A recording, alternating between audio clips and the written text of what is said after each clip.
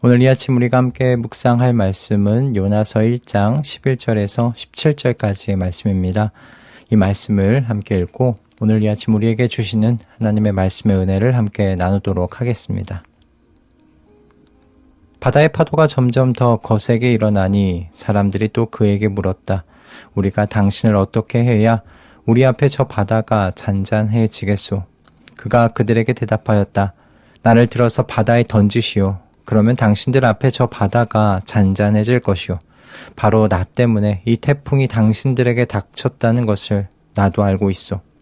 뱃사람들은 육지로 되돌아가려고 노를 저었지만 바다에 파도가 점점 더 거세게 일어났으므로 헛일이었다.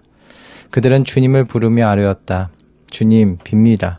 우리가 이 사람을 죽인다고 해서 우리를 죽이지 말아 주십시오. 주님께서는 뜻하시는 대로 하시는 분이시니 우리에게 살인죄를 지우지 말아 주십시오. 그들은 요나를 들어서 바다에 던졌다. 폭풍이 일던 바다가 잔잔해졌다. 사람들은 주님을 매우 두려워하게 되었으며 주님께 희생 제물을 바치고서 주님을 섬기기로 약속하였다. 주님께서는 큰 물고기 한 마리를 마련하여 두셨다가 요나를 삼키게 하셨다. 요나는 사흘 밤낮을 그 물고기 뱃속에서 지냈다. 아멘. 간혹 사랑하다가 마음이 상한 분들의 이야기를 듣다 보면 그 사랑 안에 알게 모르게 셈법이 작용하고 있었다는 것을 보게 됩니다. 그러면서 제 사랑도 한번 살펴보게 돼요. 셈법이 작용하고 있지는 않았는가, 그렇게 제 자신을 한번 살펴보는 겁니다. 내가 이만큼 했으면 저 사람도 이만큼 해주겠지. 내가 먼저 챙겼으니 다음에 나를 챙겨주겠지. 그런 기대가 제 안에도 분명히 자리하고 있었습니다. 그리고 생각한 만큼 돌아오지 않으면 서운해하는 제 자신이 분명히 있었죠. 때로는 소심하게 마음 문을 조용히 닫아보기도 했습니다. 그래서 우리에게 그 돌아오지 않을 사랑은 손해처럼 느껴집니다. 내 시간과 마음을 내어 주었는데 아무것도 돌아오지 않으면 믿지는 장사 같기 때문입니다. 자기를 실현하고 내 몫을 챙기는 것이 똑똑한 삶이라고 배운 이 시대 속에서 그렇게 자기를 내어주는 사람은 어쩐지 미련해 보이지 않습니까? 그런데 오늘 본문은 정반대의 셈법이 있다는 것을 보여줘요. 한 사람이 바다에 던져졌더니 배에 탄 사람 모두가 삽니다. 그리고 그 던져진 사람을 하나님께서 물고기 뱃속에서 붙드시죠. 내어주고 작아진 그 자리가 끝이 아니라는 것을 본문이 요나를 통하여 보여주고 있는 겁니다. 오늘 이 말씀을 함께 좀 깊이 바라볼 수 있기를 소원합니다.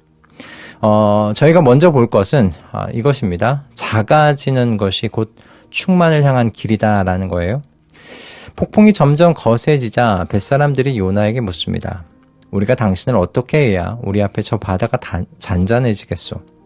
요나가 대답하죠. 나를 들어서 바다에 던지시오. 그러면 당신들 앞에 저 바다가 잔잔해질 것이오. 폭풍을 멈출 길은 단 하나, 누군가 바다에 던져지는 것뿐이었습니다. 그런데 이방 사람들은 어떻게든 다른 길을 좀 찾아보려고 했었어요. 그러나 다른 길은 없었죠. 그래서 요나가 자기를 내어주어야 했습니다. 그래야 뱃사람들이 살 수 있었어요. 세상의 셈법은 내가 준 만큼 받는다 입니다. give and take, 굉장히 유명한 말 아닙니까? 주고받는 거래입니다.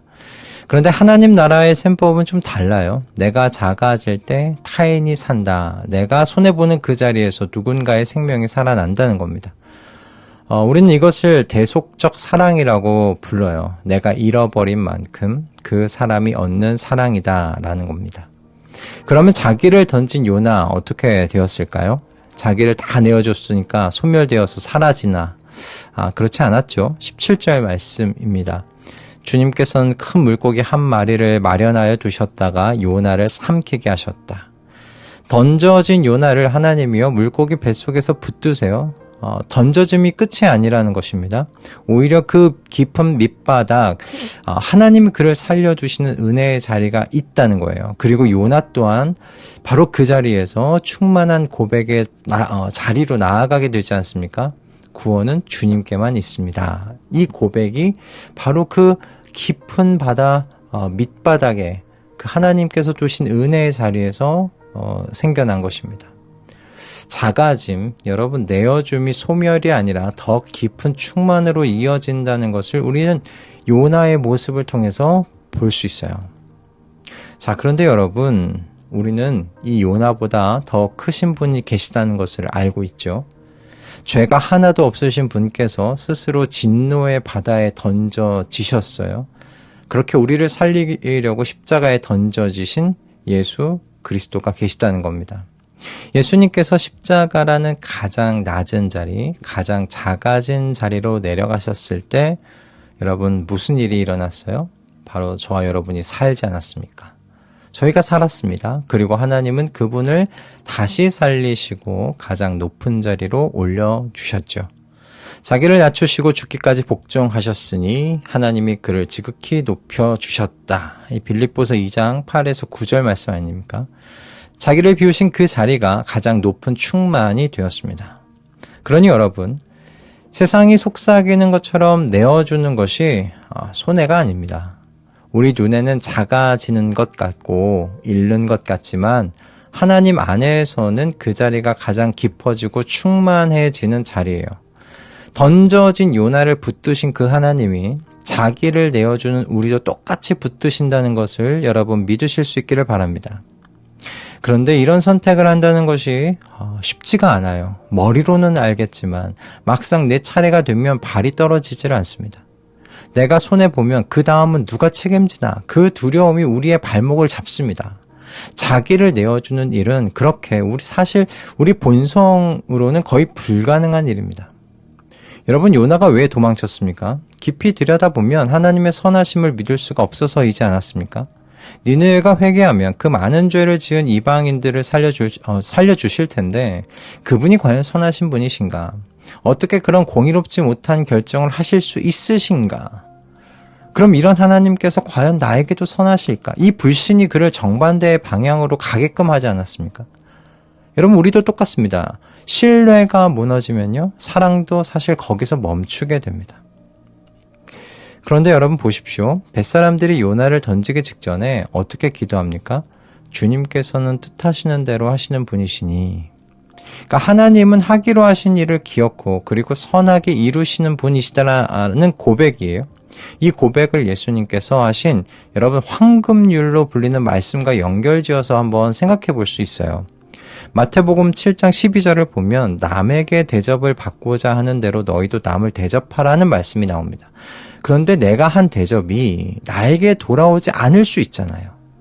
그럼에도 우리가 이 말씀대로 살아보려는 이유가 있어요. 뭡니까?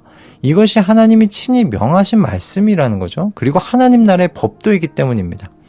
그럼 이 법도를 명하신 하나님께서 어떻게 하시겠어요? 이 법도대로 세상을 기어코 선하게 다스리지 않으시겠습니까? 우리는 그걸 믿는 겁니다. 여러분 오해하지 마십시오. 이게 결국 나도 보상받는다라는 말이 아닙니다. 그러면 이게 또 거래가 되고 말잖아요. 우리가 신뢰하는 것은 내게 보상이 온다가 아니라 하나님께서요, 이 사랑의 법으로 세상을 선하게 다스리신다라는 겁니다. 보상이 나에게 돌아오지 않아도 하나님의 그 선하신 다스림은 참되다는 거예요. 그 신뢰 위에서 우리는 비로소 내 시간, 내 재물, 나의 힘을 타인을 위해서 내어줄 수 있게 되는 겁니다. 그럼 이 신뢰는 어디서 옵니까? 나를 위해 먼저 던져지신 분에게서 오는 거예요. 내가 던져지기 전에 그분이 먼저 나를 위해서 진노의 바다에 던져지셨습니다. 그렇게까지 나를 살리신 그 사랑을 깊이 경험하게 되면, 그 사랑에 감동되고 감화되면 나도 손해를 두려워하지 않게 되는 거죠. 그러니 더 굳게 결심하려고 이를 악물지 마실 수 있기 바랍니다. 늘 말씀드리지만 십자가 아래에서 그 사랑과 은혜를 만나시면 됩니다. 그 사랑과 은혜에 나의 영혼이 먹먹해질 때까지 그 자리에 계시면 됩니다. 그렇게 이 선하신 하나님을 무한히 신뢰하게 되실 수 있기를 주님의 이름으로 축복합니다. 오늘 말씀을 정리하고자 합니다. 하나만 더 좀 나누고 싶은데요. 우리가 본능적으로 바라는 건 내가 베푼 것이 나에게 돌아오는 거죠. 내가 경험하는 겁니다. 내가 그 열매를 따먹는 겁니다. 그런데 대속적 사랑의 궁극적인 목적은요, 내게 돌아올 보상이 아니에요. 타인의 구원입니다. 짐 엘리엇 선교사의 이야기입니다. 1956년에 에콰도르 정글로 이 짐 엘리엇 선교사를 포함해서 5명의 젊은 선교사들이 들어갔습니다. 한 번도 복음을 들어보지 못한 부족한테 예수님을 전하려고 그들이 들어갔는데, 그때 그들은 총을 가지고 있었어요. 그런데 공격을 받아도 그 사람들을 쏘지 않기로 이 5명의 젊은 선교사들이 미리 약속을 한 겁니다. 왜요? 우리는 죽으면 천국에 가지만 저들은 아직 준비되지 않았다라는 이유에서 그렇게 약속을 했습니다. 그리고 결국 5명 모두가 그 부족의 창에 찔려 목숨을 잃었죠. 그들은 열매를 얻지 못했습니다. 훗날 그 선교사들의 아내와 누이가 바로 그 부족에 들어가 함께 살았고요. 남편과 오빠를 죽인 바로 그 사람들을 포함해서 많은 이들이 예수님을 믿게 되었습니다. 여러분, 자기에게 돌아올 생존과 정당함을 그들은 내려놓았고요. 그렇게 내려놓을 수 있었던 것은 오직 그 사람들의 구원을 그 젊은 선교사들이 바랬기 때문입니다. 요나가 바다에 던져졌을 때도 그랬습니다. 뱃사람들은 그저 목숨만 건져진 게 아니었어요. 주님을 매우 두려워하게 되었고 주님 섬기기로 약속했다고 16절에 나와 있습니다. 누군가 자기를 내어준 그 자리에서 늘 또 다른 영혼이 생명을 얻습니다. 여러분, 오늘 우리도 돌아올 보상을 셈하지 않았으면 합니다. 다만 한 영혼이 살기를 바라고 내가 선 그 작은 자리에서 나를 조금 더 내어주는 한 사람으로 그래서 살아갈 수 있기를 소원했으면 해요. 그렇게 작아지는 자리에서 던져진 요나를 물고기 뱃속에서 붙드셔서 충만의 자리로 인도하신 그 하나님이 오늘 우리를 붙드시고 계시는 것을 여러분 믿으실 수 있기 바랍니다. 그리고 그 하나님께서 저와 여러분을 가장 깊은 충만함 가운데로 채워주실 줄 믿습니다. 그런 복된 하루를 여시는 우리 모든 말씀 동행 가족들 다 되실 수 있기를 주님의 이름으로 축복합니다. 할렐루야. 기도하겠습니다. 주님, 저희는 사랑을 하면서도 사랑이 무엇인지를 모르는 사람들입니다. 저희들의 사랑에는 자기 사랑의 뿌리에서부터 나온 것들로 가득할 때가 있습니다. 이런 저희에게 사랑의 원형을 보여주신 주님, 무엇이 저희를 참으로 충만하게 하는 사랑인지를 십자가를 통하여 보여주셨는데 그 사랑을 닮아갈 용기를 저희에게 주시옵소서. 나의 것을 다 내어주고도 충만해질 수 있다는 것을 선하신 하나님을 신뢰하는 자리에서 세상에 보여줄 수 있는 저희 되게 하여 주시옵소서. 오늘 이 하루 사랑을 배워가고 주님께 배운 사랑을 실천하는 복된 하루 되게 하여 주시옵소서. 예수 그리스도의 이름으로 기도드립니다. 아멘.